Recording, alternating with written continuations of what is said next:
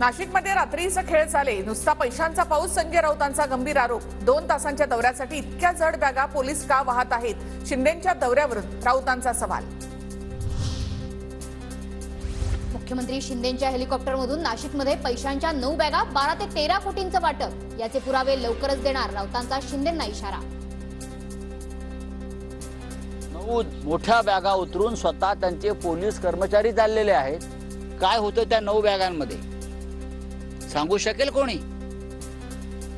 मी सांगतो, किमान 12 ते 13 कोटी रुपये त्या दिवशी नाशिकला आले मुख्यमंत्र्यांबरोबर हेलिकॉप्टरमधून. महाविकास आघाडीचा फुगा 100% फुटणार. पराभव दिसत असल्यामुळे राऊतांकडून वारंवार अशी वक्तव्य. राऊतांच्या आरोपांवर बावनकुळेंचा हल्लाबोल. पराभव होतो, पराभवाचे लक्षणे दिसतात, तेव्हा असे वक्तव्य करणे हे नॉर्मल आहे, हे ते बोलतच राहणार. पराभव समोर दिसू लागल्यानं राऊतांकडून पैशांचे आरोप. संजय राऊतांच्या ट्विटनंतर गिरीश महाजनांचाही हल्लाबोल. असे व्हिडिओ टाकत राऊतांकडून जनतेचं लक्ष भरकटवण्याचा प्रयत्न. हा संजय राऊतांचा मूर्खपणा. राऊतांच्या आरोपांना शिरसाटांचं प्रत्युत्तर. अहमदनगरमध्ये पैशांची बरसात. रोहित पवारांचं ट्विट. पारनेरमध्ये रस्त्यावर पडलेल्या नोटांच्या बंडलांचा व्हिडिओ ट्विट.